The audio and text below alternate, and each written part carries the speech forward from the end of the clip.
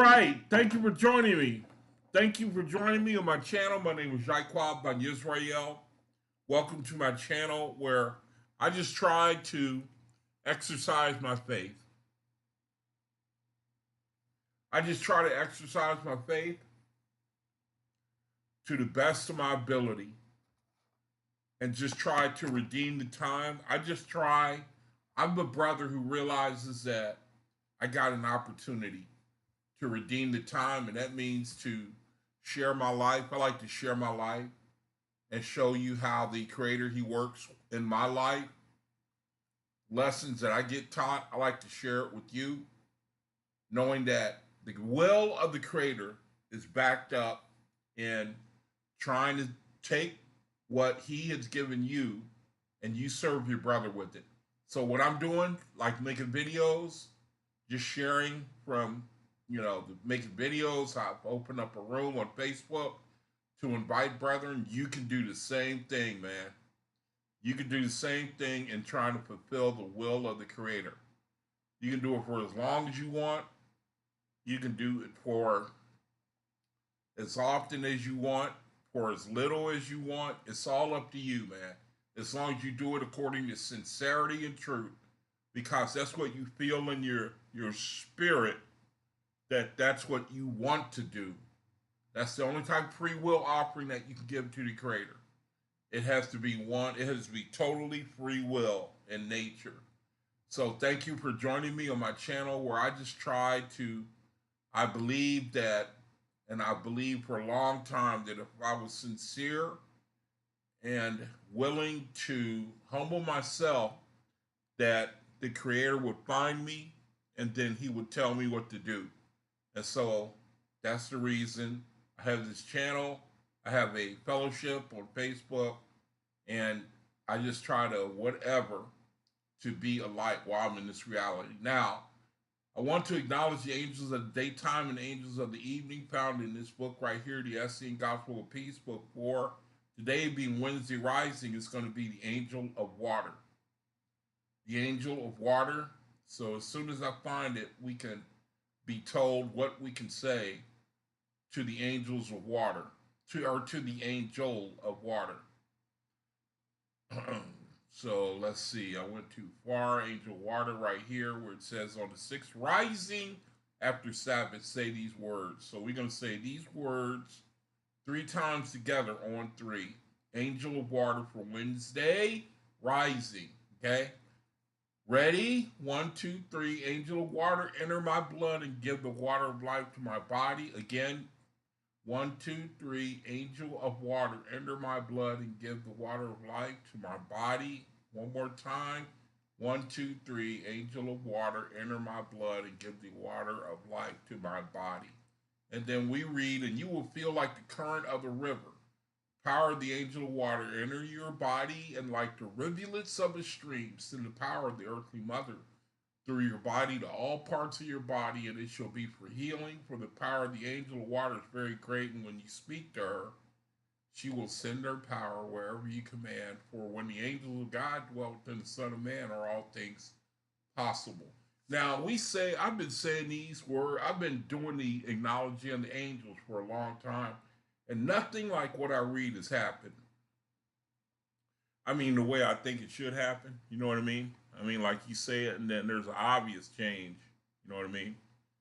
And what you think would happen. Like you say the words, okay, angel of water, I want you to go to all parts of my body that need healing. And then shazam, it happens.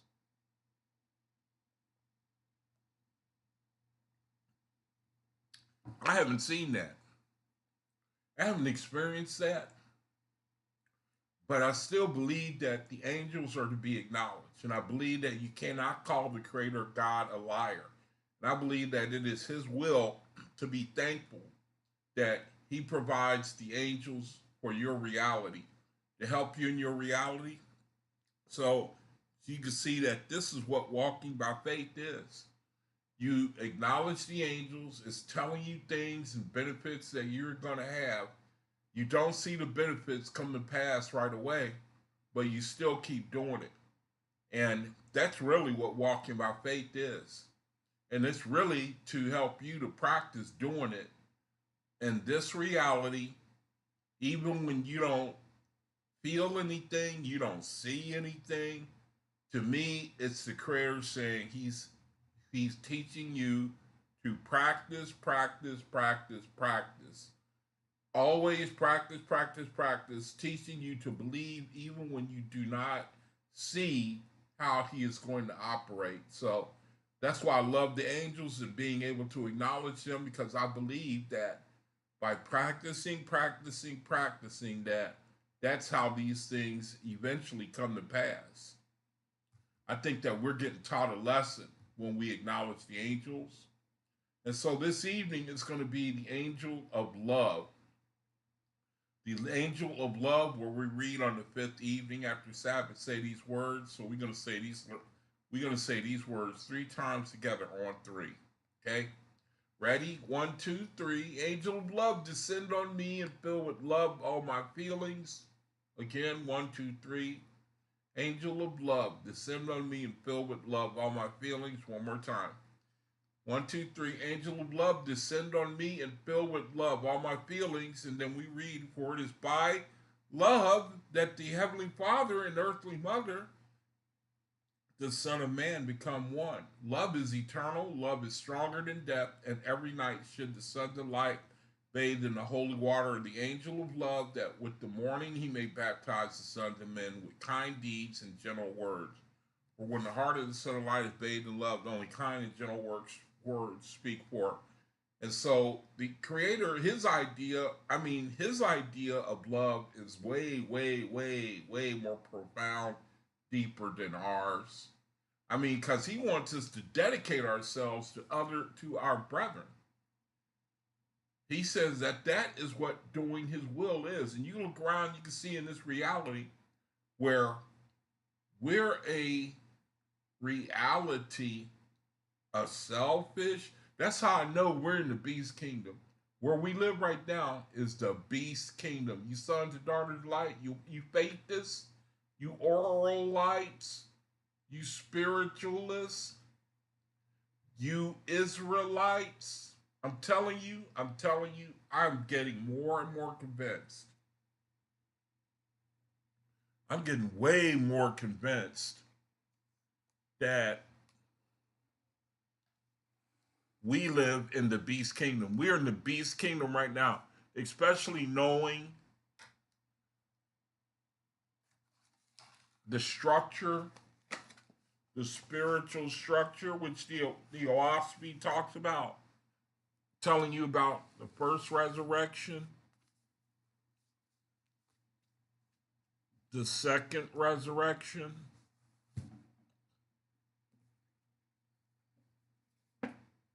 the third resurrection, and everything has a beginning, and that beginning for us, is the earth. The earth is the beginning. Nothing is reincarnated. This is the start, and then after this, we just go on forever, man. We just go on forever. Now, I'm not going to do it today, but I'm going to start having the understanding that I have now about the age of the earth and past civilizations. I'm going to try to start remembering to draw from other books like the Colburn Bible and just different types of books, because I believe that spiritual truth is out there and it's in different books. And even though, I'm at a point now where I'm really just learning the Oahspe Bible. But I've been reading the Bible and other spiritual books for a good chunk of my life. And so I can recall things that I read in other places that show the glory of God. And I want to encourage anybody who listens to my videos to do. I'm here for you. I'm really here for brethren who already subscribe to the Oahspe Bible. I really don't try to proselytize anymore, meaning reach out and fish for men. For some reason, I perceive I'm not really about that anymore. I see value in my spirit more to trying my best to minister to brethren who already believe, who already subscribe to the Oahspe Bible. I'm not saying that I'm turning my back on brethren who have no knowledge of it or, who don't care anything about it. I'm not saying that.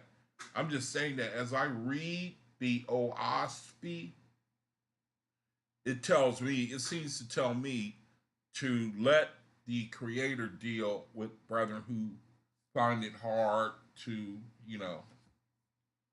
uh, come to faith, to come to the light, who find it hard to leave the beast kingdom, to leave religion, want to stay with their God, their fallen God, don't believe their God, their religion is false, don't believe that it's the beast kingdom, the belly of the beast, the dragon. It's like I get the sense from the Oahspe, it don't even really deal much. I mean, it does. What I'm going to read from the what is it called, the something of records or something of heaven, this the disposition or whatever is the title of this video is. It talks about the plan that the creator has for people who do not believe.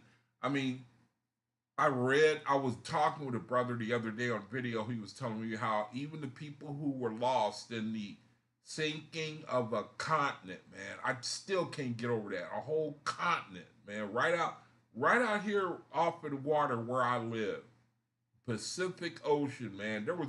Every time I go by there, when I have to go by the beach, go to the hospital, I always look out there and think to myself, man, there was a whole continent out there. It's sunk out there, right out there, man. You know, and I still it's hard for me to get my mind wrapped around it. But those people who went down in the flood, they were they. Do you know that the Creator, He created a place for them? Matter of fact, real quick in my room before I keep, my room. Let me do my room first. I have ministry, food ministry. If you know of somebody who they need food charity, I can be contacted. I can be contacted. Now, I do not buy flesh. I do not buy meat. I do not. I believe I've been taught the Creator. He says that if you eat flesh, then you will not be able to hear His voice. You won't be able to hear. What did He say exactly about eating flesh? Uh, let's put it this way. He strictly forbids it. He commands you faithless to be herbivorous brethren. Eating herbs and plants and that sort of thing. Because he says that the eating of flesh, it has an effect on us spiritually that we don't know anything about. And I have to think that it has some sort of dissolving of our spirit that we don't realize. So he tells us not to eat anything that was living, made living. I don't know. It makes sense to me. But anyway, in my at this food ministry where I will certainly deal with brothers and sisters, especially if they have children. You can be contact me. Here's the information, and then here's the fellowship that I'm trying to improve. Have a fellowship for brethren who they have nowhere else that they go to. They have no other place where they can fellowship. And what I try to do is I try to share the faithist perspective of the Oahspe Bible. I'm just learning, and I'm trying to just as I go along share what I'm learning because I'm going to read from a part of the Oahspe Bible where it says basically the peril of being of somebody who has faith. It talks really a lot about the peril that you are faced with.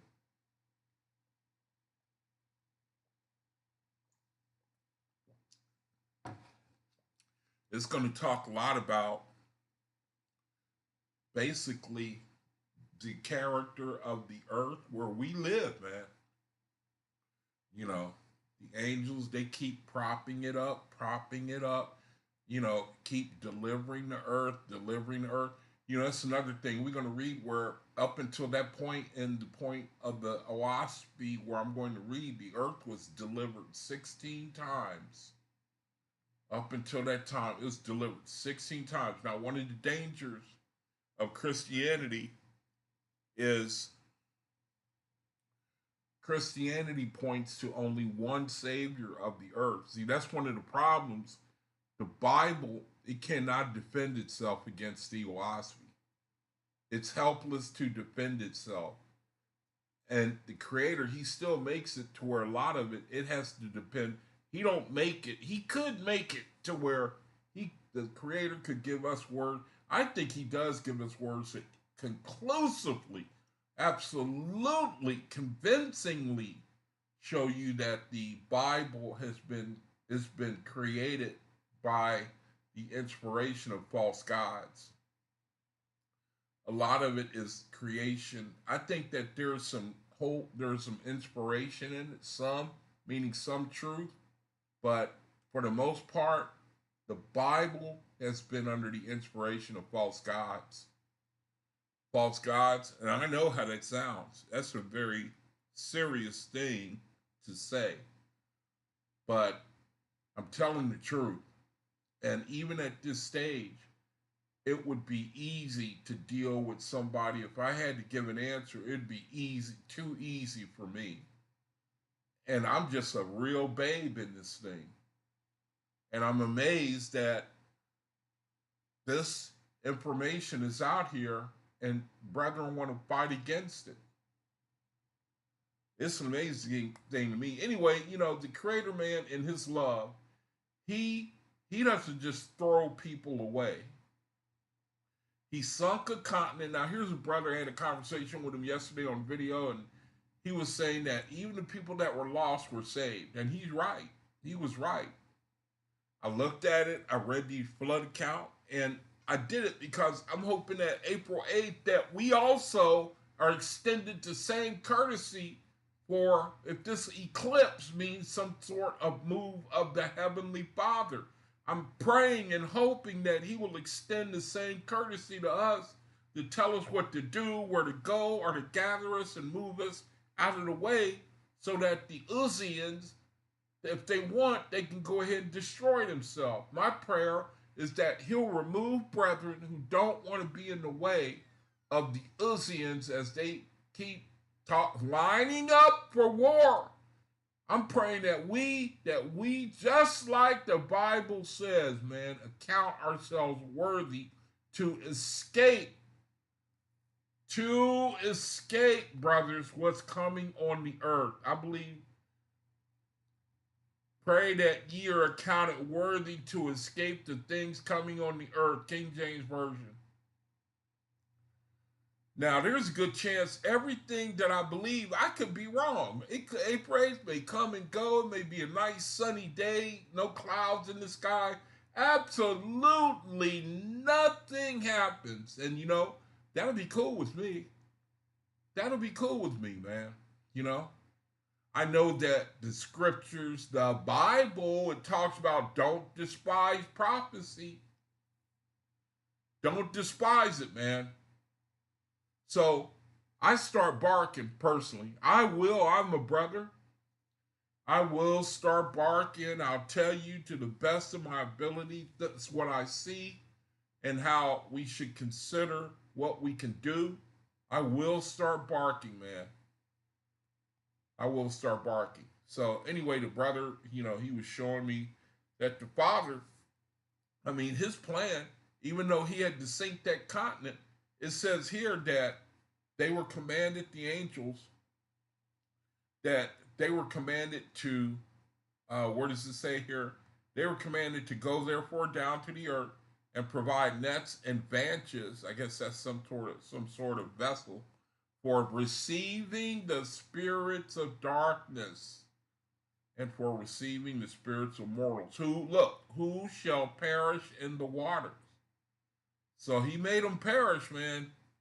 But he also said to provide a place in my exalted heaven suitable for them, and you should put walls around them in heaven so that they cannot escape, but be weaned from evil. So you see, the Creator, he has a plan that even though you may be lost in the, you may be taken captive by false gods and religion, the Creator, he's saying he still has a plan, even in the spiritual, for you to be redeemed. But even in the spiritual, it's still up to you. You know that he said that in the spiritual, he said spirits still rejecting when they leave this place. He said they still reject him. How that happens, you got me, man. You got me. I'm thinking, you realize that you crossed over. Now you know a little more about what it's all about. You make the right decision. I read you, Oahspe, that's not so. You cross over in what spirit, soul condition you're in.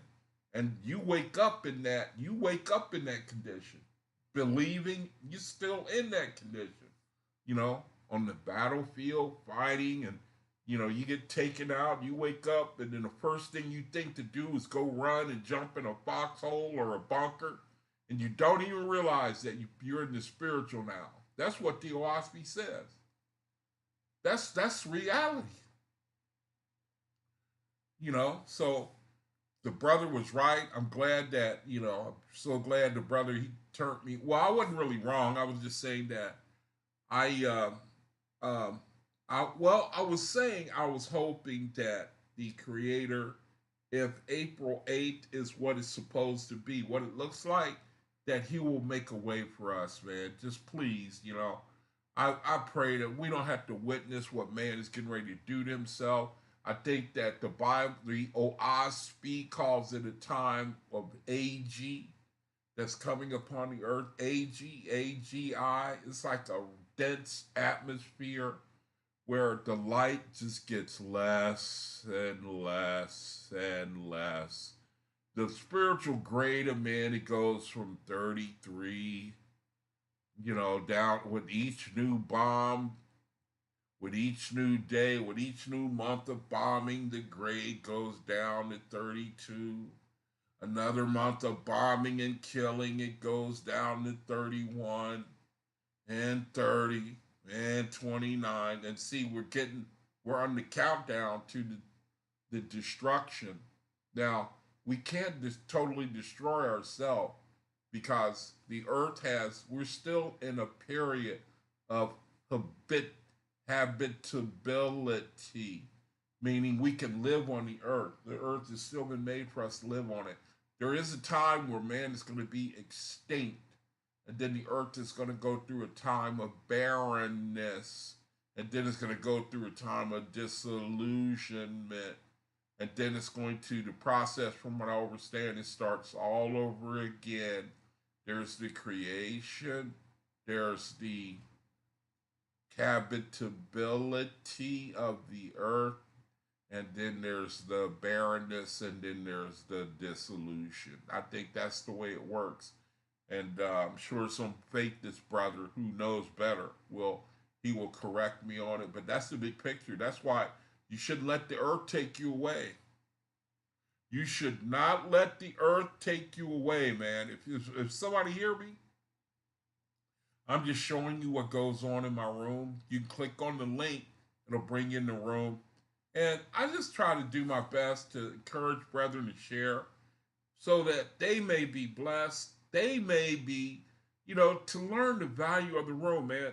What we do here, it really does count. That's my whole message, man. What you do here, do you know it counts? It counts, man. And here, my room, it's an opportunity, and it breaks my heart to see how brethren don't esteem it enough, don't even value it enough to make use of, to participate, to share with other brethren, to be a lively stone, man. Or if you don't participate here, if you participate If you go somewhere else, participate there. Just be lively wherever you go. If you're part of another faithless community, be lively, man. Do something and take advantage of the time you're in. That's all I'm saying. You know, we're supposed to try to see the value in other people and what the will of the Creator is. That's all it's about. That's all it's about right there. That's all it's about right there. Here's some postings in my room to give you an idea of what it's all about in my room. You know, the idea is to minister to your brother. Minister to your brother. You know, you're on top of the world if you can just get that, if you can just realize the point of everything. We were created, the Creator. He's saying that He wants us to love one another. We all have different abilities. We're like a multicolored garment, and He wants the world to see it. And when the world sees it, they will want to join that garment. And that is how the kingdoms of the world become the kingdoms of the Father. That is how the kingdoms of the world become the kingdoms of the Father. You see the Father's plan? He could easily make it to where people quickly put down their will, their desire to replace the Creator. See, what I'm going to read today, it's like another snapshot of reality. You know, the Oahspe, it seems to give us a snapshot of reality, basically. And it's so true. It talks about the character, the DNA of man. That's what sticks out to me. That's what helps me to humble myself. Don't try to raise my head. Don't try to make myself great. Don't try to rule over men. I read the way I read the Oahspe. I see it from the standpoint that the Heavenly Father is showing me the danger of pride, and more than anything, the danger of deity worship. Danger of deity worship. The whole world is caught under deity worship because there are false gods that they're able to deceive.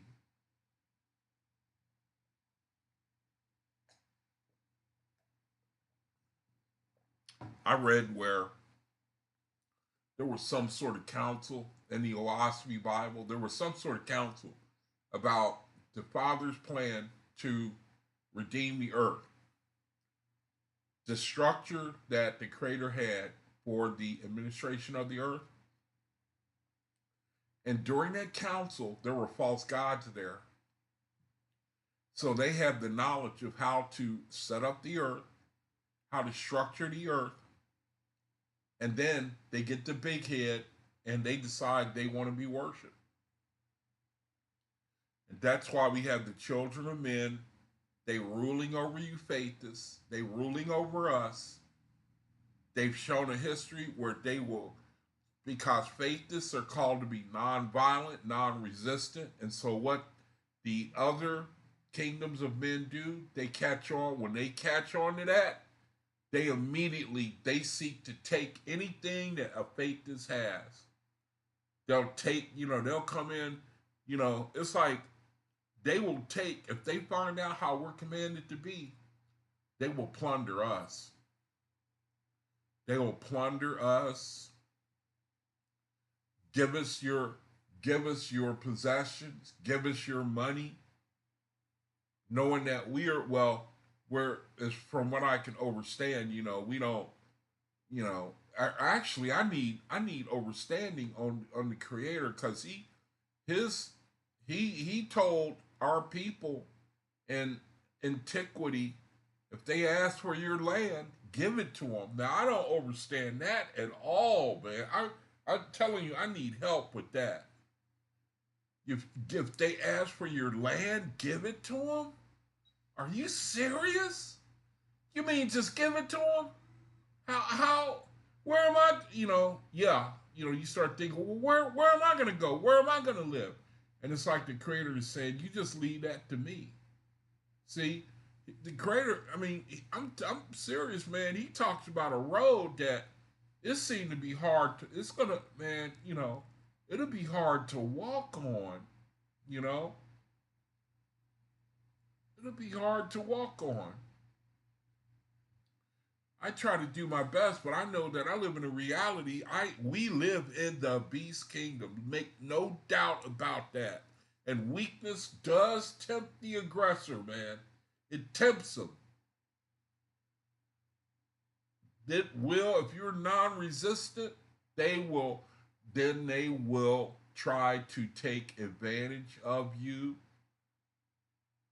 So personally, I need more understanding as to how to deal. I know that the creator, he wants us to learn to deal with the beast kingdom. He knows that they're like that. And the mound builders, he talks about the mound builders, the people who built the mounds that are in the earth, the mound builders. Those were eye hens. Those were faithists. The mound builders of Ohio, he said that he told the eye hens how to do this to protect them from wild animals. Look at these mounds they built.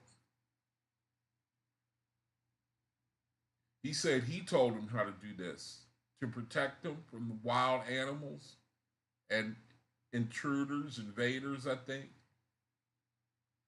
So, that goes to the glory of the Father. But we live in the beast kingdom. We are there, man. I mean, even everywhere, I mean, even the computer age is always people trying to scam you, people trying, you know, we live in a reality of falling spiritual grades, man. That's the peril of where we are at. I see, I mean, and I'm telling you, man, I look at my people, the Hebrew Israelites, and the things we be doing on video. I mean, we've shown a ability to be absolutely lawless, man. I mean, and now someone will say, well, man, you can't blame us because we've suffered from a history of colonialization like no other race. And I would agree with you, but the creator, it don't give us any right to act out like we do and to have we have this type of attitude, man, about us. And it makes, we've been really messed up and beat up. I'm talking about the Negro, man, the Hebrew Israelites. I mean, I feel so sorry for the vibration that's on us. You know, I mean, we want to fight at the drop of a hat, man. I mean, it's right beneath our skin because of the things that have happened to us. So I kind of can't blame our people, but it puts the vibration that we seem to have on us. We rather be feared than loved, and we seem to think, man, from what I can see, that we can buck up against the creator. That we can actually buck up against the creator. Now, a lot of Israelites have it good. Have it good. I do. I have it. Actually, my life, my reality, it is very good, man. I have a lot of peace. The only thing is I'm afflicted. I don't want to be afflicted, but if it's the will of the creator, then I'm willing to go through it just as long as he makes me able. I want to redeem the time. He's given me a spirit to realize what redeeming the time is. So I'm not really talking about myself when I talk about the condition that our people are under. I mean, growing up in a family where it was a matriarchal mainly. My parents divorced when they were young, and we became matriarchal, meaning the mom is in charge. And so she taught, and I don't think she meant to. She basically the matriarchal families under women, and I'm telling you, I think it's worse when you have a matriarchal family and you have a lot of girls in the family, and the girls grow up thinking that they can rule over men. They take that attitude in the world, and they end up never being able to keep another man's last name, you know, or if they get married at all, or having very low morals and character because the man is not in the home. There's been a terrific destruction of the Hebrew Israelites in our families, and you can, in the world, they see it, and it's frankly, it's quite embarrassing for the world to look at us and the things that, we're hard to be unified. We got this attitude on us, our women especially. We're willing to fight. We reinforce it by being the world's best athletes, and then we get on worldwide media, and we immediately start pointing to ourselves. I was thinking about Muhammad Ali the other day, man, and I feel so sorry for him. Spiritually, I feel really sorry for Muhammad Ali. As much as I love that man, you had to love him. You know, a Capricorn, they have that ability to be loved, man, because of their character. They got a real strong character, and they're made to carry whole neighborhoods. A Capricorn spirit. They have the ability to carry a whole neighborhood because of their character, the way their character is. You have to respect them. They carry themselves in a way where you have to respect them. You have to honor them. And that's the gift that the Creator has put them under. But Muhammad Ali, man, the downside of Muhammad Ali is he kept promoting himself, man. He kept saying, I am the greatest. And he pointed. Now, I know that he was being a showman. But you don't do things like that, man, I mean, that if you were to question a man, he would say, no, I didn't really mean that. I just meant that because I was promoting myself, and I'm a fighter, and I wanted people to come and see my prize fights. The more people that see me, the more money I make. I know that's what he would say. But you will suffer the result of your choices, brethren. That's what I'm saying. That's what I'm learning. That's what the Oahspe is teaching me, man. You cannot have any excuses at when it comes time, man. When you are accountable for your life, that means you ain't gonna have no excuses.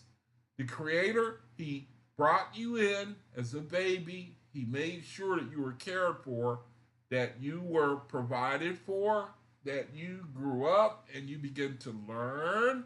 He had a little protection around you. You had your family, had your mom, had your dad. The Creator did all that, man.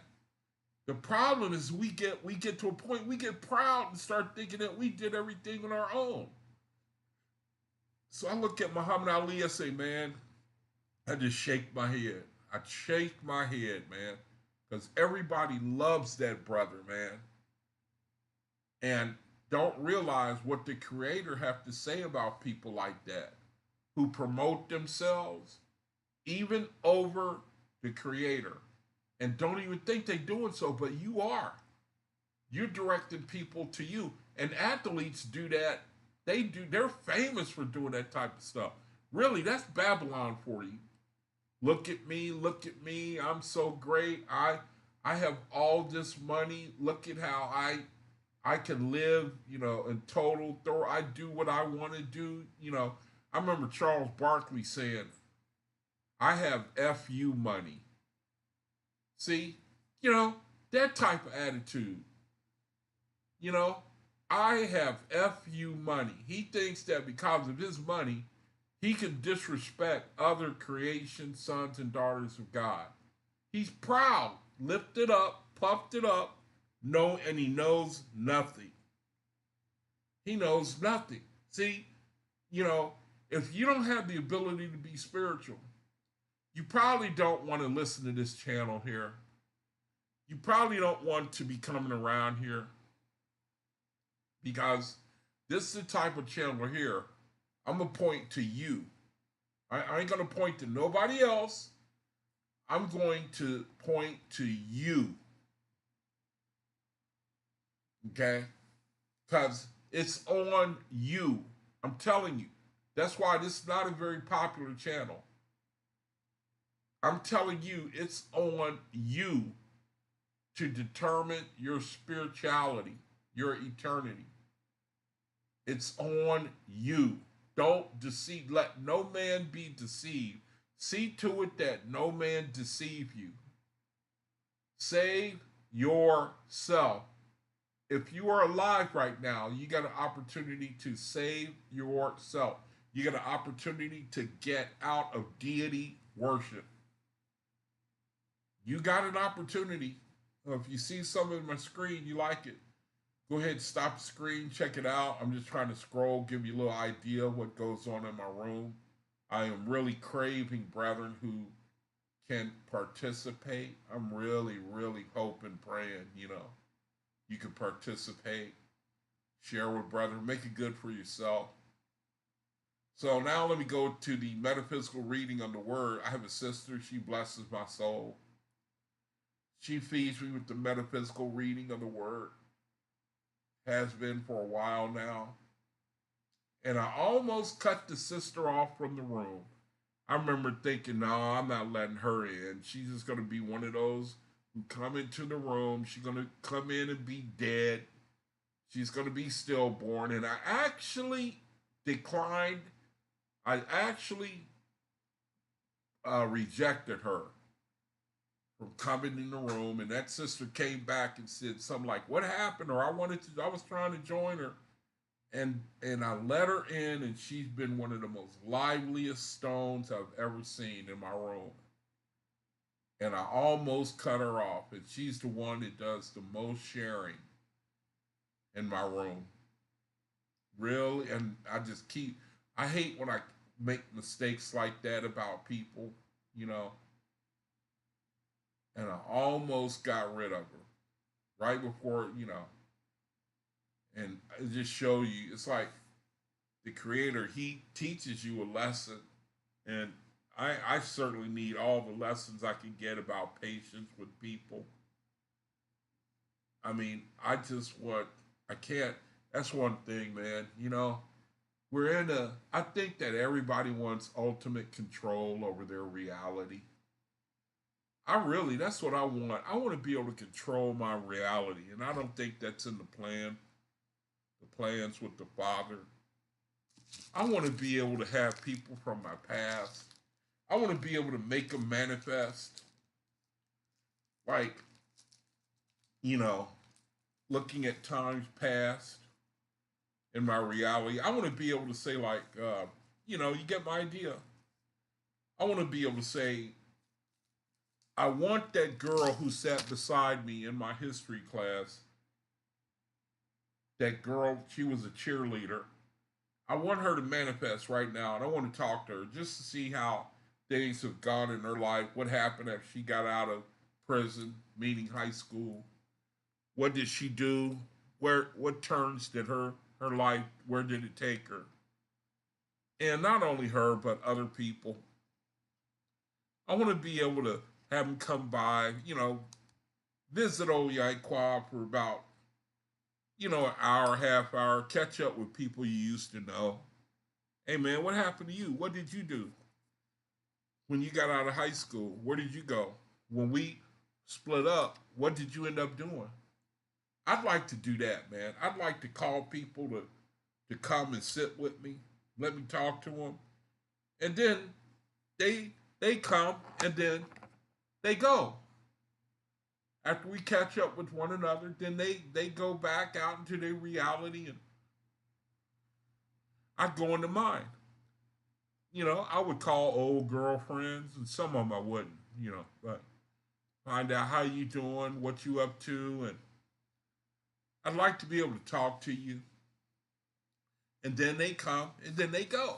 You know, I like to hit, I like to hit and run in that sense.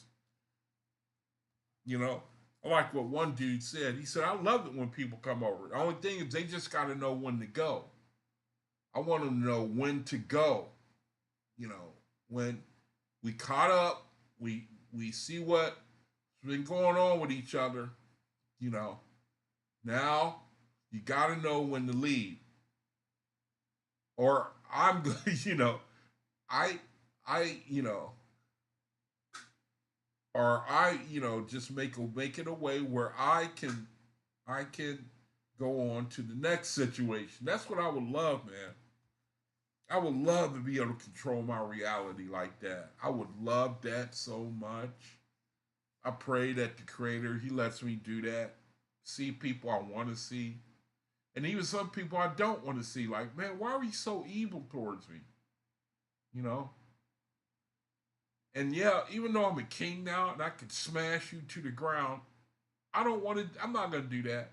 But why did you do this? Why did you treat me this way? You know, enemies and friends. That's what I would really like to do.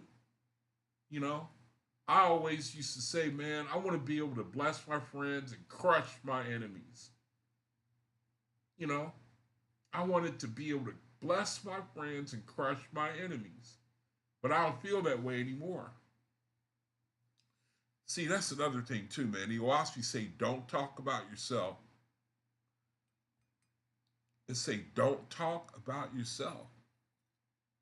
The Oahspe Bible says, do not talk about yourself. And I think it means don't try to glorify yourself. Don't try to get people to follow you. I think that's the spirit of what he's saying. So anyway, um, you know, let me go ahead and do the metaphysical, go read the metaphysical meanings of different words that are in the Bible that apply to all of us one way or another, metaphysical meaning. Now here's the word zero. Zero. The meaning means it's rising of light, beginning of light, breaking forth of the sun, sunrise, appearing, birth of a child, germination of the seed, scattering rays, brightness, brilliance, splendor, glory. That's the definition of the word Zerah. Historically, Zerah is a son of Judah and Tamar. They had a son named Zerah. They had a twin brother named Perez. There was a twin brother named Perez. Now, these are the other meanings. You could read it. The metaphysical meaning of Zerah, it means rising of light, sunrise, birth of a child, germination of a seed, beginning of light, brightness, splendor. It denotes the rise of new light, overstanding into consciousness. See, Zerah happens to Thetis. It is first conscious awakening to the presence of this new inner light or overstanding. Sun rises in the east. East signifies the within. Zerah, there's a metaphysical Zerah. It's something that happens to you, Thetis. At least for me, for 13, 12, 11 years, I was under deity worship. Until January of 2024, I was under deity worship. That means that had I crossed over or I'd left my reality, I would have went into the deity of my choice. And I would have went right into captivity. That's what that means. Bondage, captivity. He that leadeth into captivity shall go into captivity. That's talking about a fallen God. I know the earthly meaning, the white man and slavery, and that's where you got to be careful with the Bible, because if you can read it according to your proclivities, according to your prejudices, you will be able to read the Bible that way.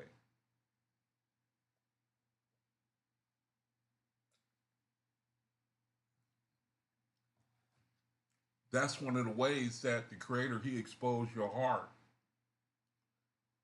to see what you really desire. That's the danger of the Bible if you don't know how to read it. Zero, a consciousness, a rising light. A rising light, man. And it's a beautiful thing if zero happens to you. If it happens to you, man, one of the things that I learned is that fellowshipping with those two brothers I used to fellowship with, man. And we had a female worshiping brother in there. And now, I will say something interesting. The Oahspe seems to say that the woman was first. She was first. She was the first of the creation, the woman, if I'm not mistaken. The woman. She was the first of the creation. She was the first of the creation. Now, I know the Bible talks about it was not meet that man should be alone, and then you see the creation of the woman. Now, I believe the Oahspe. You see how you have to make a choice? You have to, we all, the Creator is going to force you all to make a choice. That's what I love. The separation of the wheat and the tares, man. Because if you subscribe to the Bible, then to the Bible you must go. If you subscribe to the Oahspe, then to the Oahspe you must go. If you subscribe to the Creator, then to the Creator you will go. And that will force you into the Oahspe. If you say, wait a minute, yeah, I don't want to be under religion. Yeah, that is right. That is man worship. And you run to the Creator, it's going to force you. You're going to get forced to the Oahspe. But it's interesting because the Oahspe don't want us proselytizing you. It's a practical guidebook. It's like the Creator saying, "Hey, man, if you want it, it's right here. We ain't gonna go and drag you. We ain't gonna go and pull you, because see, that's what people like. They want you to kind of suffer for them, to beg for them. They want you to beg for them to come to your side." And Creator says, "I ain't doing that. I ain't doing that. You want it, here it is right here. Meanwhile, you brethren who can receive it, come on, let's go. Let's go. Here's what I got to say about this. Here's what I got to say about that. You can dig it, good. If not, what does James Brown say? What does old James Brown say? If you can dig it, good. If not, turn it loose or leave it alone. Turn it loose or leave it alone, man. Give it up or turn it loose, man. My man James Brown, man. Where is it? Don't even exactly say it where I'm looking at it. Turn it loose or leave it alone. Isn't that what he said? That's James Brown, right? Give it up, turn it loose. Give it up or turn it loose. That was James Brown, right? Let me see real quick here. I'm digressing. Bear with me, brother, for a second. James Brown, leave it alone or turn it loose. See, we got a way of saying things, Give it up or turn it loose, brother. That's right, James. If you can't deal with what the Creator's doing, if you can't move, if you can't step to it, if you can't rhyme with the beat, man, give it up or turn it loose. Yeah, I like that. Give it up or turn it loose. That's right.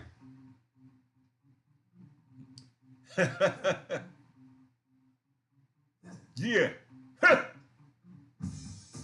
Yeah. Yeah. Yeah, I love you, James. I hope you wasn't under deity worship, man. Give it up or turn it loose. So, zero, that's something that happens to us faithists. It's an awakening, germination of a seed. And then another word, metaphysical meaning, Tebeth. Tebeth, it means goodness, returning, good, returning good, good. Historically, it's the 10th month of the Jewish sacred year and the 4th month of their civil year, beginning with the new moon in January. It was the month in which Esther was taken to King Ahasuerus. Now, metaphysically, it's a belief in divine, omnipresent goodness, in the allness of good, and when the seemingly cold, blighting, barren experience of winter is being felt in consciousness. So, yeah, Tibet, it's a vibration, a realization. You faith this. That creator is all good, man. I mean, you get it. You should be able to get it. That the creator, that his his vibration, it's all good. I mean, the way he deals with evil in the Oahspe, he basically honors people's free will to be evil. But then he teaches his children, sons and daughters, how to get how to deal with it, to separate, to get away from it, separate from it. You know, I testified that T-Beth, that I know that I'm under that vibration when you talk about the creator. It's one of the things that keeps you bonded in bondage. Well, I shouldn't say bondage, but it's one of the things that ties you to the creator. You got to see that he has your best interests at heart. You should have been able to see by now that all through your life he's been dealing with you, caring for you. You know, at some point you should have been able to see it. You see how a man get when he grows up now. All this ain't gonna matter hundreds, thousands of years from now. The reality, the things we give ourselves to now, it ain't gonna matter after a little while. It's not gonna even matter, man. The only thing is spiritually that we serve the creator or not. That's the only thing that's gonna matter. Really, that's the only thing that's gonna matter. You think about it, and everybody knows I'm telling the truth. Spiritual people know what I'm saying. That's the seriousness of this reality. We see people, we see you faith this. You see people that give their energy to the world. That's what you're looking at. Every day where I look at people and I know what energy they're under. That's how you know to communicate with people. You have to deal with them on their energy. Where I live, a lot of guys, their energy is drinking. It's the world. It ain't nothing serious. There ain't no redeeming value in a lot of the things that guys here talk about. I mean, it don't mean anything. Talking about sports. You know, talking about um, just things that don't even they're vanity, and it could. I stay away from that type of vibration in people because it could suck the life out of me. It could become a fetal on me, a fetal spirit where it'll suck the life out of me, man. You know, a fetal spirit. Tibet, a belief in divine, omnipresent goodness, the allness of good, even when the seemingly cold, blighting, barren experience of winter is being felt in consciousness. Tibet, it's a vibration that of how you feel about the Creator. So it's about time for the reading of the word. Let me go ahead and go into the room, see if anyone is in there so I can do the reading. And let me see. All right, nobody's in the room. Good enough.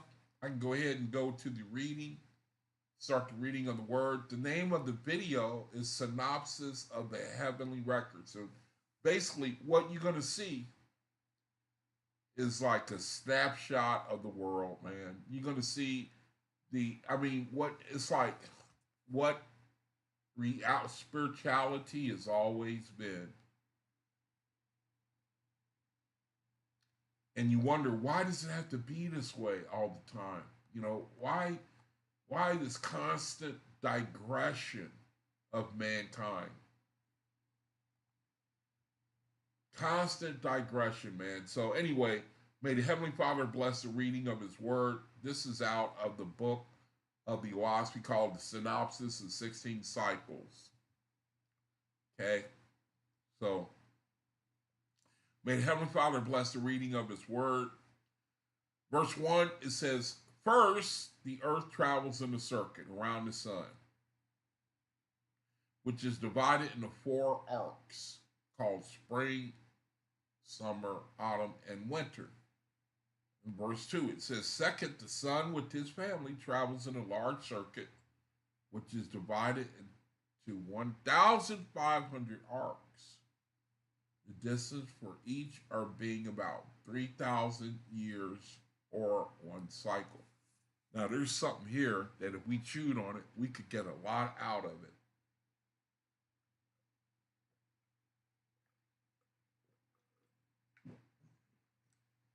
And more experienced brethren, they can break this down to show the time period of what it means. It's talking about cycles of time here. It says each arc is about 3,000 years or one cycle. So we know that one cycle is 3,000 years. We know that the sun with its family, it travels in a large circuit. It says it is divided into 1,500 arcs. The distance for each arc being about 3,000 years. That's called one cycle. Then the footnote over here, it says that is one Danha cycle. Now, a Danha is the beginning of a light enlightenment from the previous age to the new one.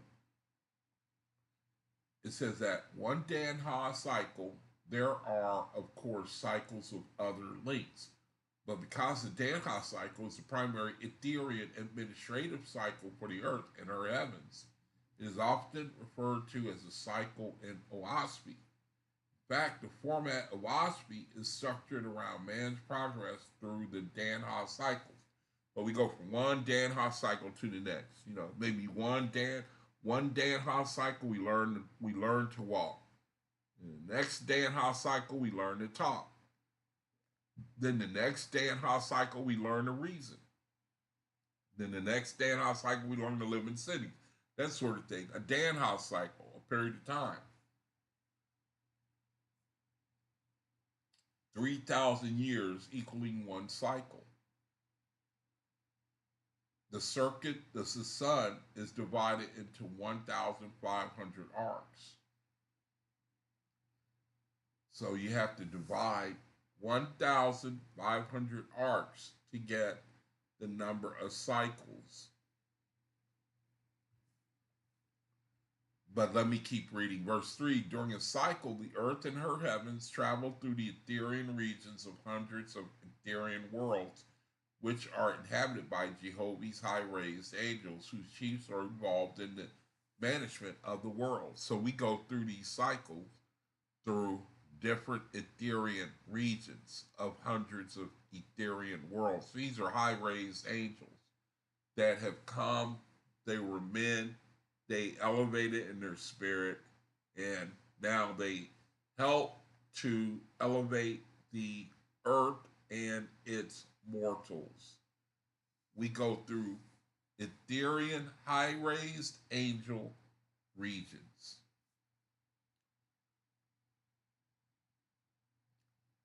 Verse 4, it says, during the time of cycle, the earth is therefore under the control and management of such angels of Jehovah, for the resurrection of man of the earth. It says, verse 5, at the time of man's creation, the earth was traveling in the ark of Wan. Man's creation, okay.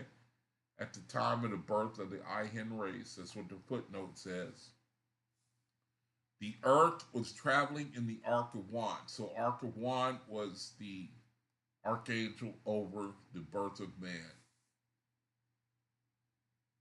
Wouldn't that be about 24,000 years into the creation account, I think?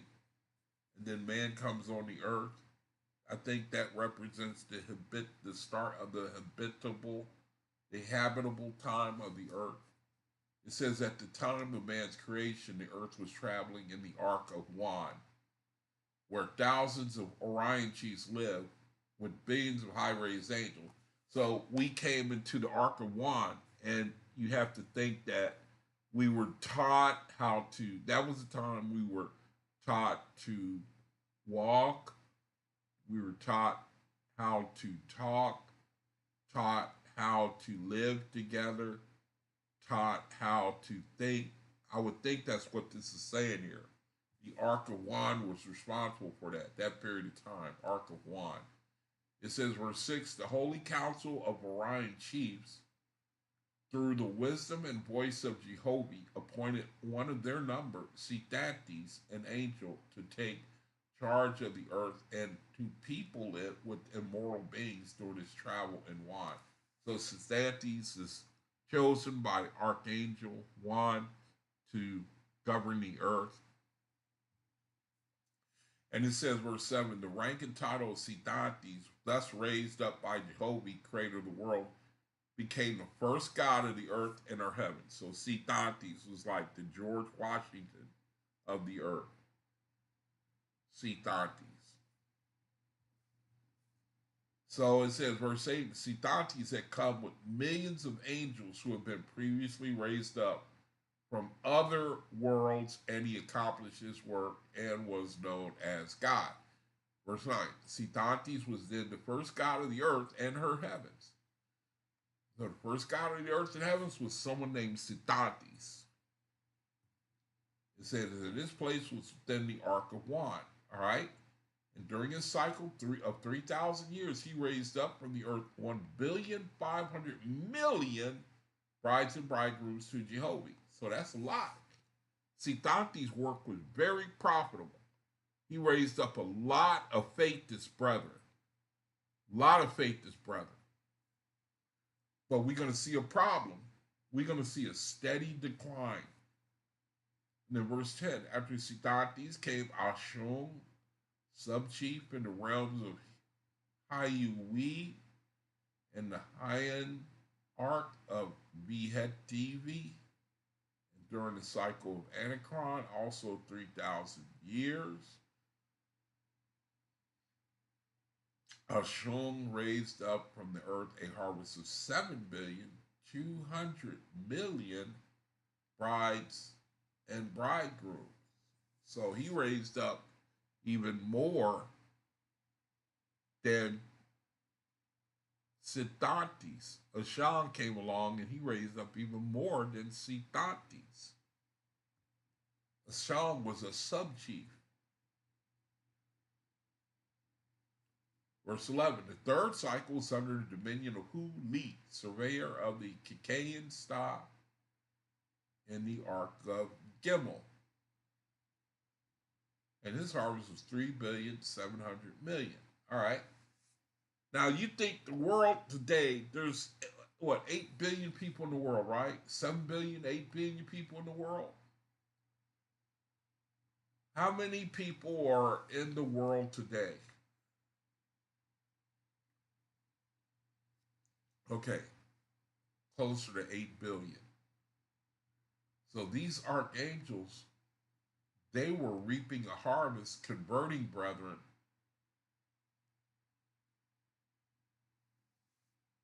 the size equivalent to the present day population of the earth.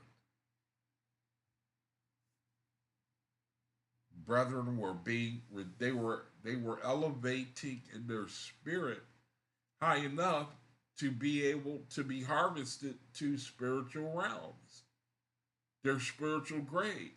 These archangels and these sub gods were raising up brethren enough to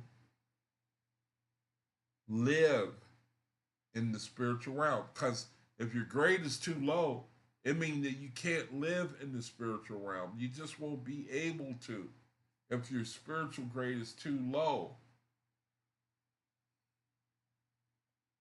Right now, America's spiritual grade, I think you need like a grade of 20, I think. I could be wrong, but you need like a spiritual grade of like 20 to be able to live in the spiritual realm. You need like a grade of 20. And from what I understand, we're entering a time of AGI. It's a period of time that brings war among men because their spiritual, from what I understand, their spiritual grade has reached a level of 33. That's where we are from what I understand right now. We're at the level of 33. That's our grade, if I am not mistaken. I don't know when that grade was assigned. You know, the Oahspe was published in the 1800s. And if, I don't know, I think that and if the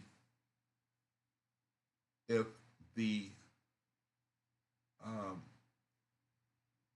if the densities of AG, AJI, and the other density, GI, if they overlap, then I can understand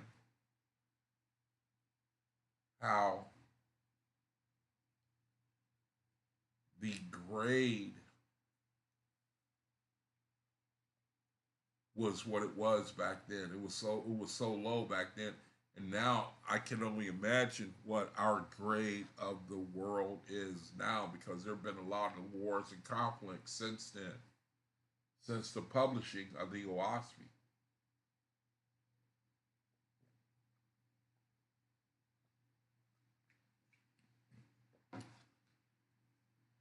So the fourth cycle was under C.P. Alban, chieftainess of Sol Gol Wiran in the Ark of Yan, and her harvest was 4,800,000,000. So they were giving. I mean, we're not being told what the size of the earth and its people was at that time, but this seems like pretty big numbers. And then it has the fifth cycle was under Pathadeses, who was a road maker in Chitivia in the Ark of Yahomatak, and his harvest was 6,400,000,000. So these are some pretty good harvests. These are spirits that go into the spiritual realm, and they elevate from there to go from what I can understand to other worlds. They don't just stagnate, sit there, and do nothing. They help other angels in the worlds they are in to elevate. They run other worlds. These are lots of spirits that go somewhere and do something.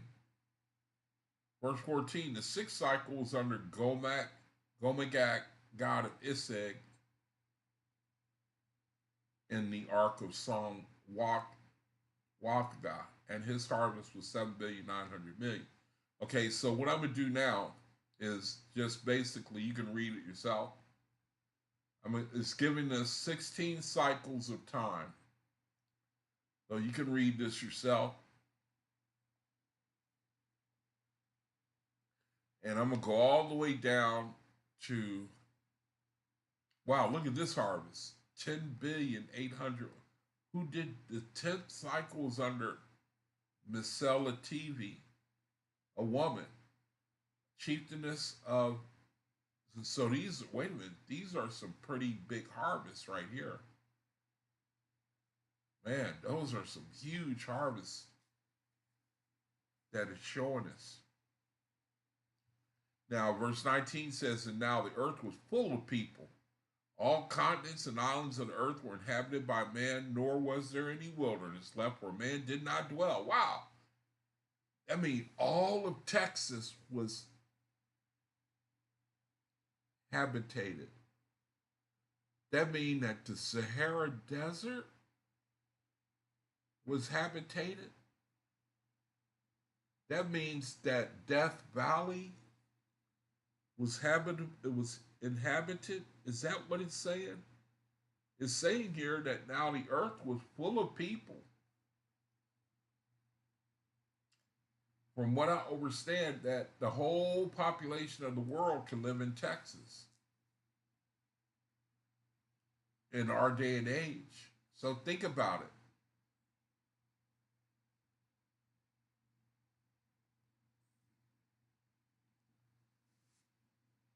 Today's world population could live in the state of Texas. Did you know the whole world population could fit in the state of Texas? Isn't that something? Amazing as it may seem, the entire population of the world can be housed in the U.S. state of Texas. And very comfortably indeed. How do you like that?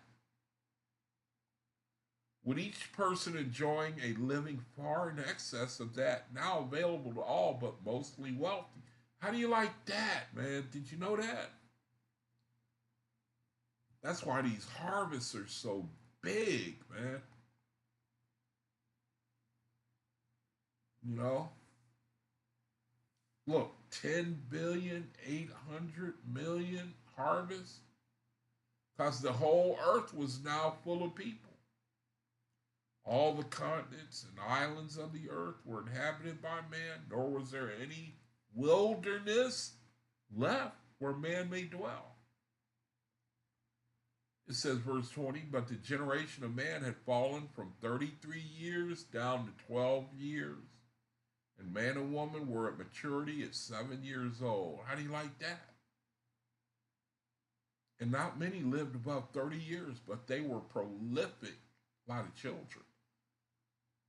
Many of the mothers bringing forth 40 sons and daughters, from 2 to 4 babies at birth. And wow!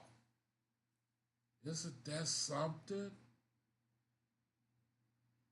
Isn't that something, man? That's how it used to be at one point. That's why the harvests were so great, man. The harvesting of souls. And this says, the man dwelt in peace. The earth was tilled and it was brought forth abundantly everything that was good for man to eat and to clothe himself with. In those days, there were great cities of hundreds and thousands of inhabitants and thousands of such deities in all the 5 great divisions of the earth. So what period of time was this again? This was in, let's see, now the earth was the 10th cycle under Misel Lativi, the chieftainess of the archers of Las Gobak, and the Ark of Nu, her harvest was 10,800,000,000. So I need to learn the time period of the Ark of Nu. The Ark of Nu. Now these are 16 cycles. So the 8th cycle, the 9th cycle, the 10th cycle. Now, let me see. The 24,000s. I can't get into it right now. I'll confuse you. I'm just trying to get an idea of how close, how recent in history was the whole earth populated. When was that? What year was that? And it was under the arc cycle of Nu. So that probably was like, what, maybe 10,000, 11,000 years before Jesus Christ? Who would it have been in? The time of Noah? Near the time of Noah? The arc cycle of Noah? Around that time? The earth, it was yielding a great harvest, man. I don't know, I could be wrong. If it was yielding that great of a harvest, then it might not have been around the time of Noah, because Noah, that was, if I'm not mistaken, that was the sinking of a continent and the flood. These are things that I'm going to learn as I go along. The earth was full of people, and all the continents and islands of the earth were habitable by man, were inhabited by man. Nor was there any wilderness left where man did not dwell. It says, but the generation of man had fallen from 33 years down to 12 years. And men and women were at maturity of 7 years old. Wow. But not many lived above the 33 years, but they were prolific. Many of the mothers bringing forth 2 score sons and daughters. Wow, wow. And from 2 to 4 babies at birth. And men dwelt in peace. Man, you got your woman giving birth to all those children, and he dwelt in peace. Wow, that's amazing. The earth was tilled and it was brought forth abundantly. Everything that was good for man to eat and to clothe himself with. In those days, there were great cities of hundreds of thousands of inhabitants and thousands of such cities in all the 5 great divisions of the earth. And man built ships and sailed over this ocean in all directions. Wow. So we can get an idea of when that time period was then.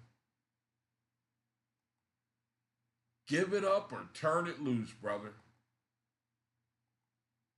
Give it up or turn it loose.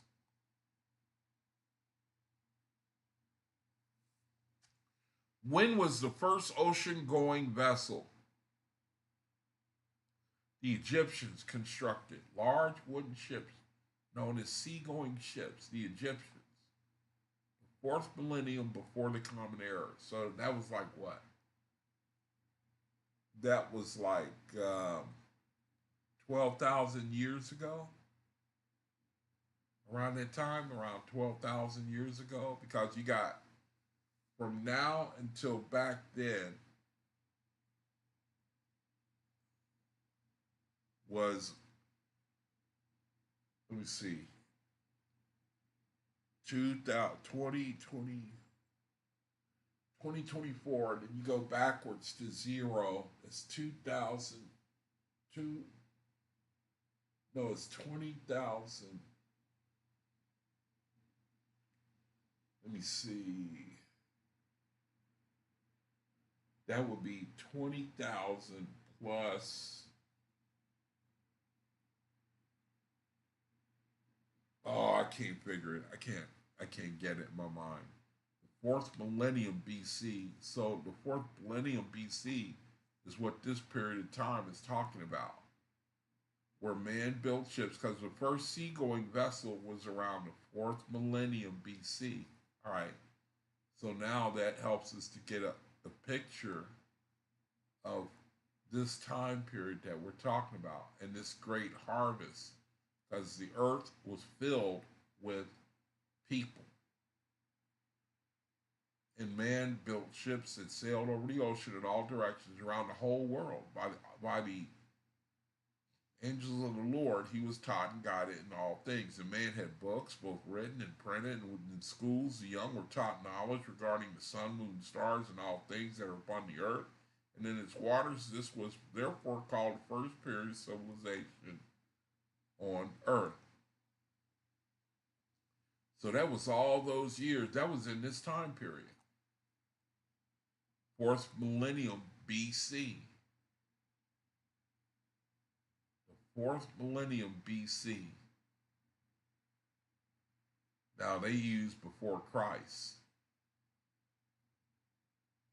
4,000 years before Christ.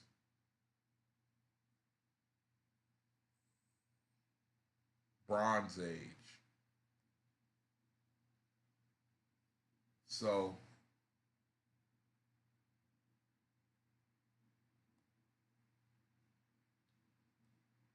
when was the beginning of civilization?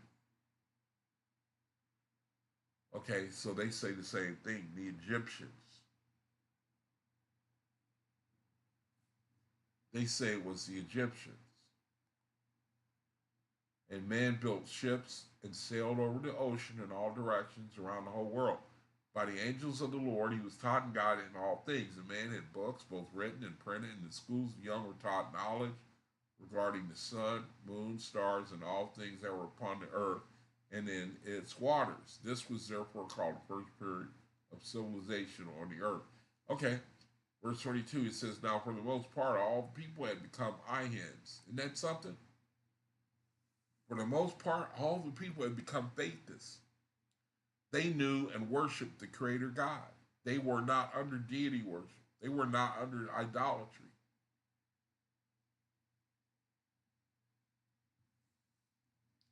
The eye hens, small, white, and yellow.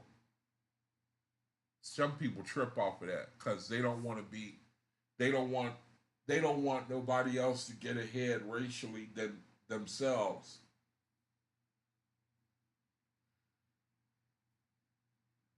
Hey. So it says, nevertheless, they were ground people. These eye hands, these small people, white and yellow, nevertheless, they were ground people with long arms who were large, but they dwelt by themselves. Their food was all types of flesh, fish, and creepy things. Eye hens, really?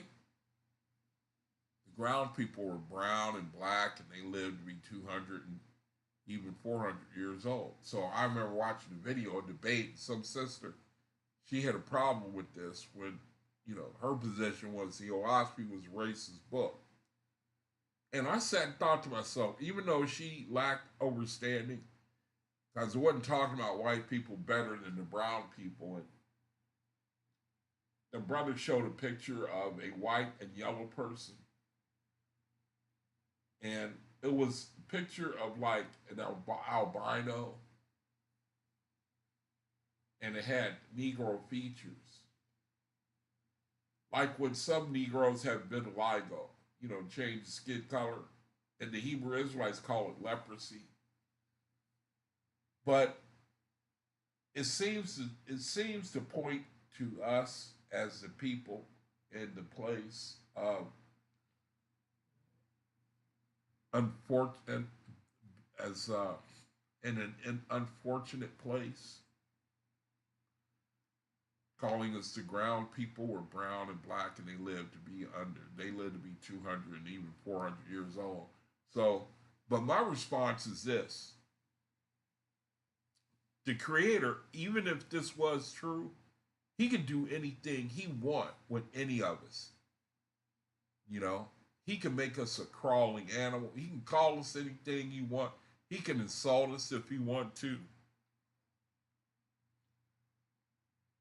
and we get offended because we're full of pride.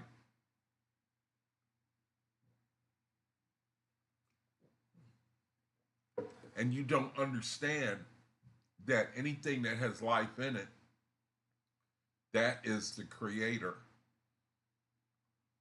And we get offended that we seem to see ourselves in the place of the of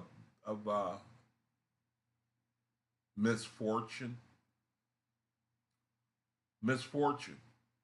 My mind is I can't do anything about what the Creator wants to do with me, if He's talking to me or not.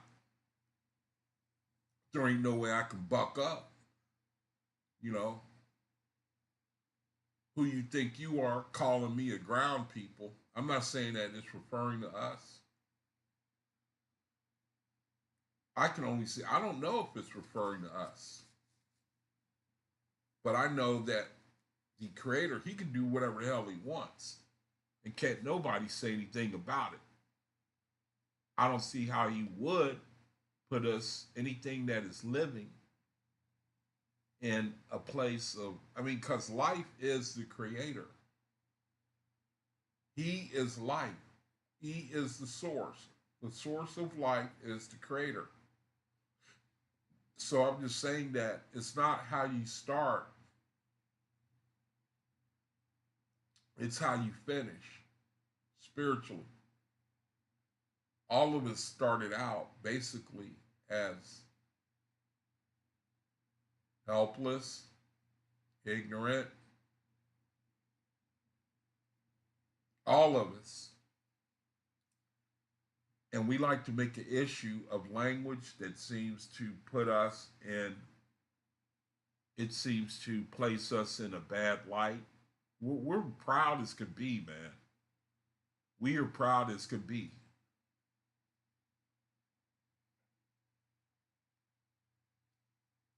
The Creator could do what He want with anybody.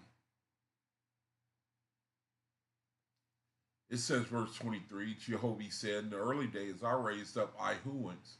These were people who mingled with the Ihens. They mingled together, and we basically became like spirit and flesh in the sense that the Ihuans mixed with the carnal. The Ihens mixed with the carnal, and we became like mixed in spirit. Jehovah said, in the early days I raised up the Ihuans, and I gave them certain commandments, among which was not to cohabit with the drugs. Now, the drugs are people that go down in darkness.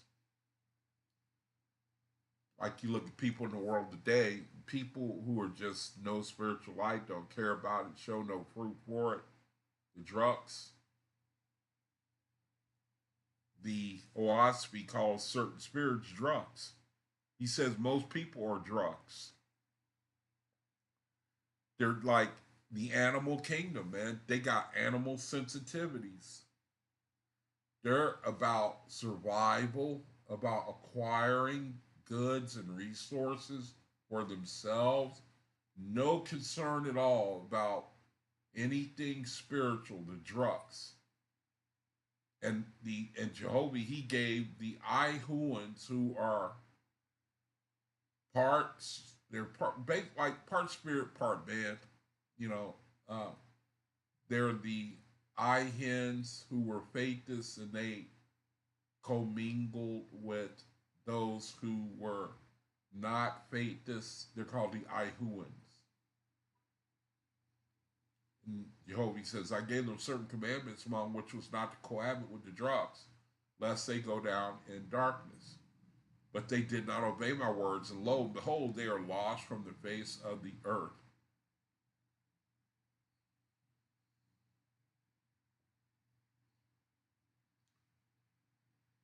Verse 24, because the Ihens have become a spiritual people, and they have prospered in peace and spirit, behold, they have degenerated in the corporeal body.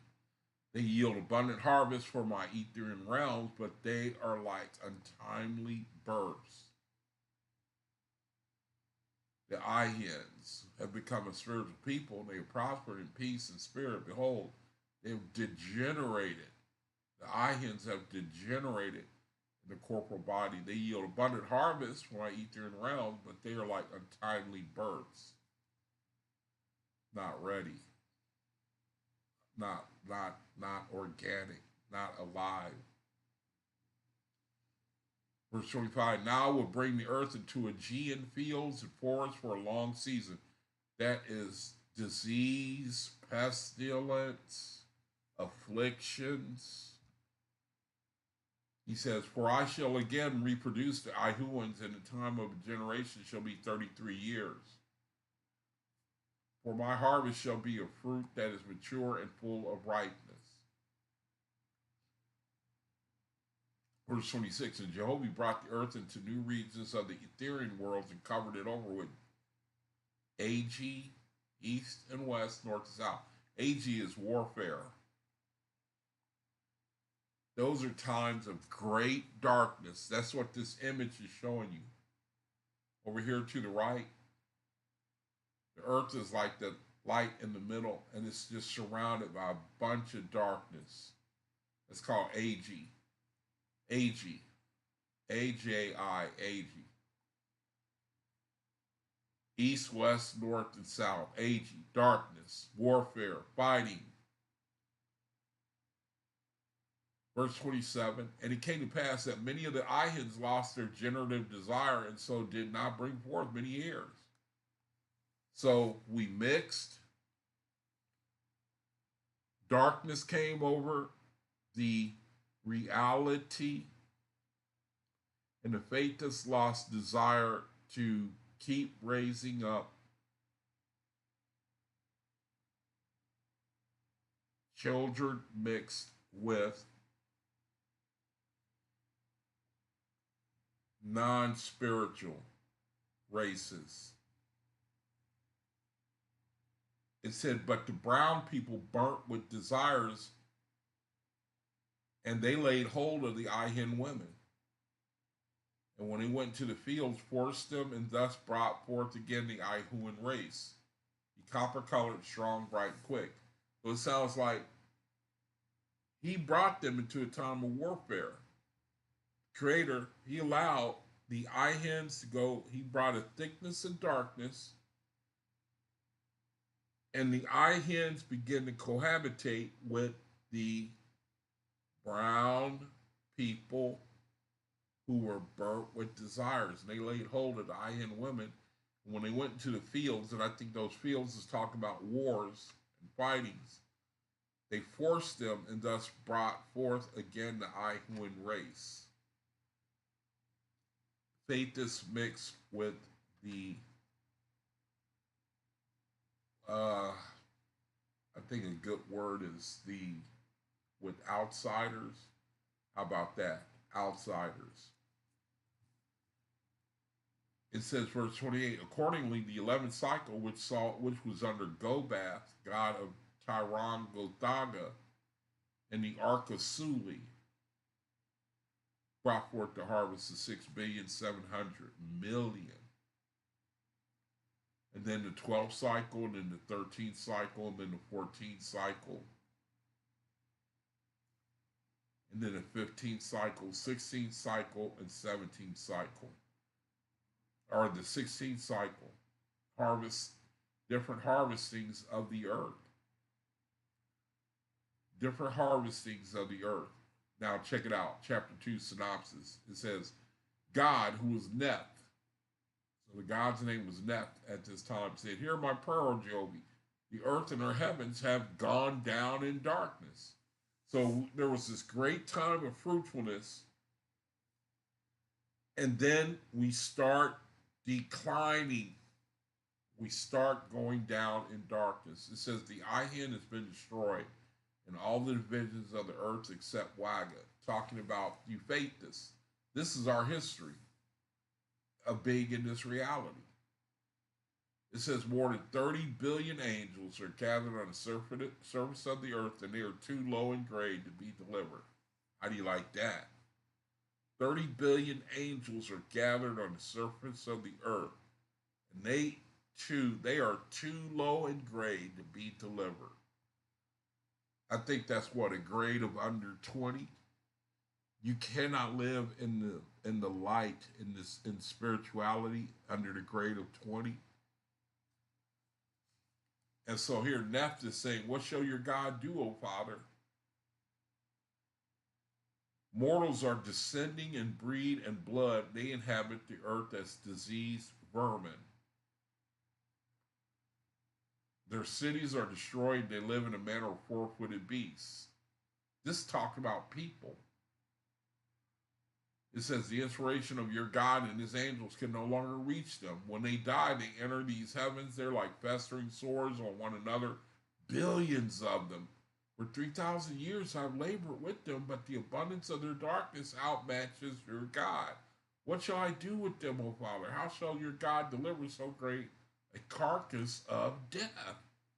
But Jehovah did not answer the prayer of God, but left him to consult with other gods in the higher heavens. But in theory, Jehovah spoke to his Orion chief, saying, as I try mortals, so do I try angels. As I try them, so do I try my gods. Forever and ever I keep before them the testimony of an all higher. Verse 13, now on earth it came out about the time of a generation of mortals had risen from 12 years to 80 years. Many mortals lived to be 300 years old, and they had become very large, twice the size of men to this day. It said, but they were without judgment and of little sense. The footnote says intelligence, astuteness, aptitude, acumen.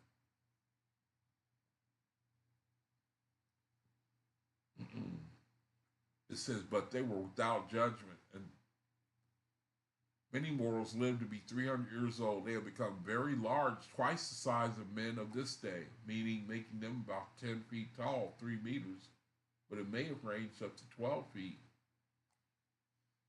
the height of these men back at this time period. I don't know exactly what this time period was. It says, but they were without judgment and of little sense, and hardly knowing their own species, and they mingled together, relatives as well as others, so that idiocy and disease were the general fate of the tribes of men. Inbreeding is taken over. It says, but they were large, strong, and prolific. They kept breeding. They kept bearing children. It says, the following is the grade of the declension in the heavens of the earth, and that is including when Kishalon had changed the period of generation from 12 years into the upper grades. Namely, verse 15, Abner, 7th cycle, enduring 3,200 years, and Asaph, Ethiopia, AG 7. Okay, so this is difficult language here. And let me see if I can. I think the point that's being made is a declining grade. Now that the Iahuans are mixing with the, let me find out who was starting to mix.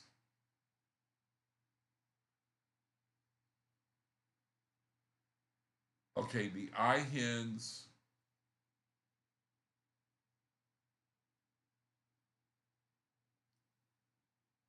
the, let me see, who are these people? There's the, what does he call these people who are speeding up and they're populating the earth? I'm looking for who he calls them. Mortals. Okay, just mortals. Mortals are descending in breed and blood. They inhabit the earth as deceived vermin. So mortals were outpacing. They were growing. They were like weeds as compared to flowers. They were growing up a lot more than those who were able to be redeemed. And then it says the following mortals, referring to mortals, it says the following is the grade of declension in the heavens of the earth. That is including when Kishalon had changed the period of generation from 12 years into the upper grades, namely. So he's given basically showing that with each that I'll just say over time, we're seeing that the mortals were declining in their spiritual grade. That's what all this difficult language is telling us it's going through the declining of the mortals.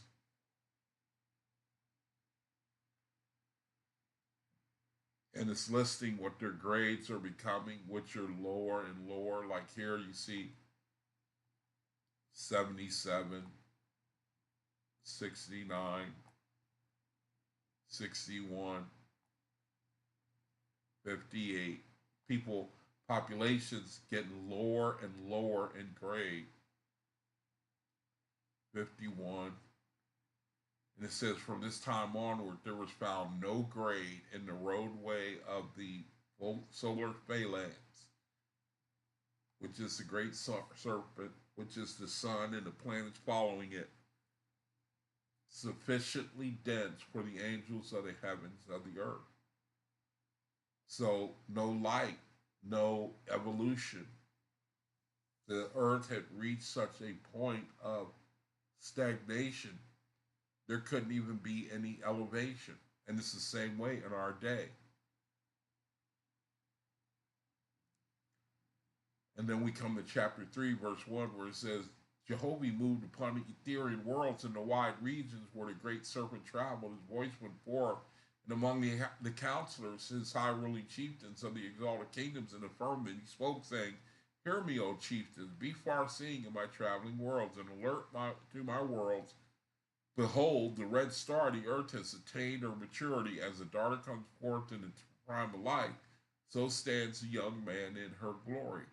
For 50,000 years, she has played her part as an ornament of heaven and a harvester of bright souls for exalted regions of the firmament. And then we read, gather together, O you Orion chiefs, and you Etherian goddesses, and you who dwell in the roadway of the great serpent, call in counsel of my everlasting rulers of worlds, and include those who plant my Aegean gardens and my Gea fields, and those who whirl my nebulous vortices in the firmament.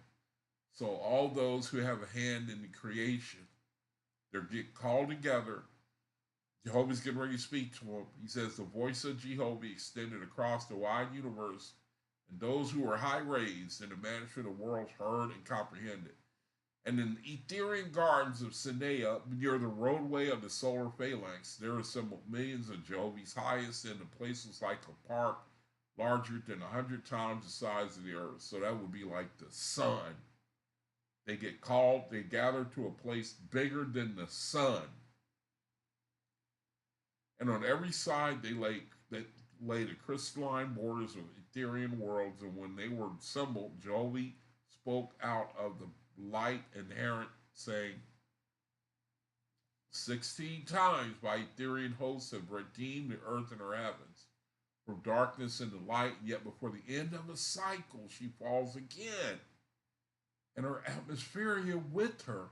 And now her heavens are again filled with billions of spirits who do not know me.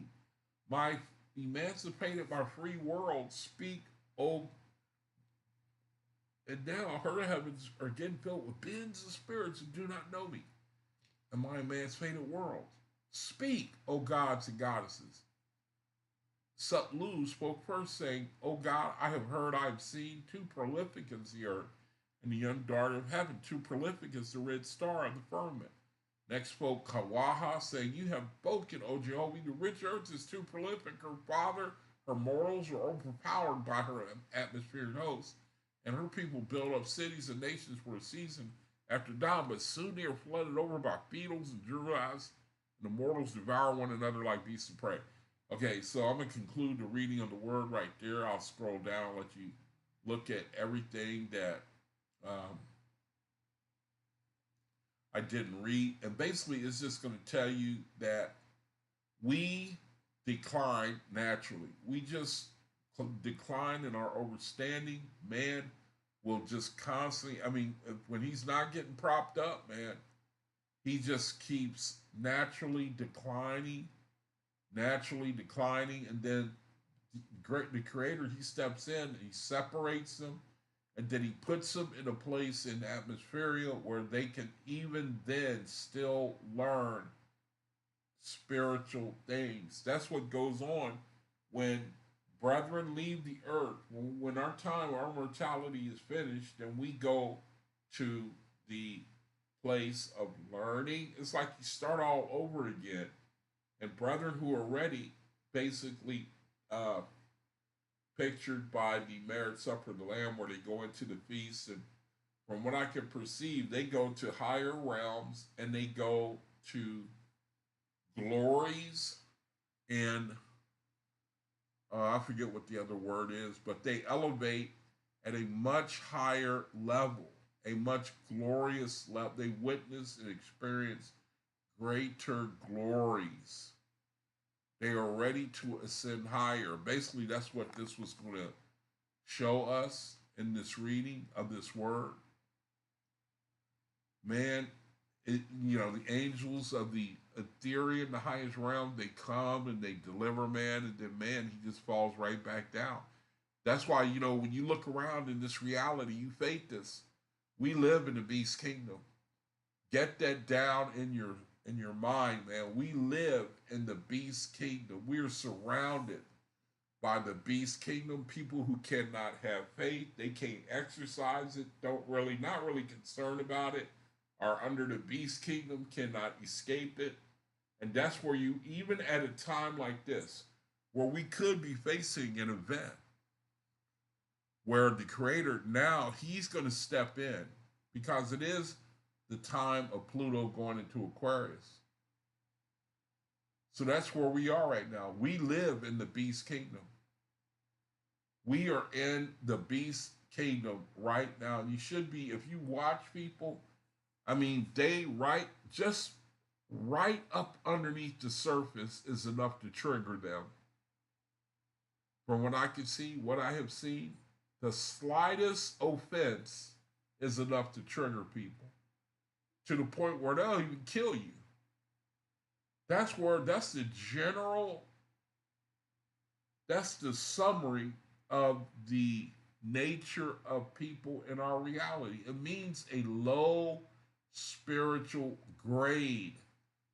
And especially with the confluence of events talking about warfare, it's angels that do that. They influence leaders to fight one another. That's why it's called the time of AJI, AG. That's where we are. And so we got an event coming up, and it could be significant. That's all I'm saying. And if you cannot depart, if you cannot come out from under a deity,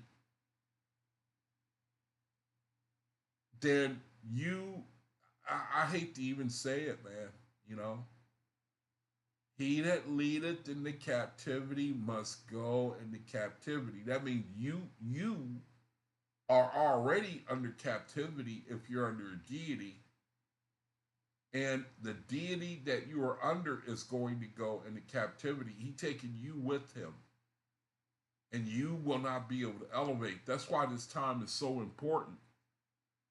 You need to, everyone needs to examine themselves and to, who is your God, man? And if there's someone who's under the beast kingdom, you better ask people above you you are learning from.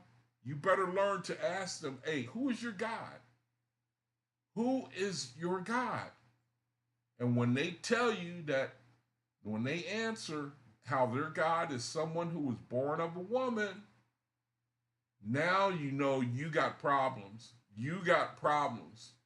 If you worship something that is born of a woman, now you know you got problems. And the creator, it sounds to me that he will honor your free will, even if you're deceived.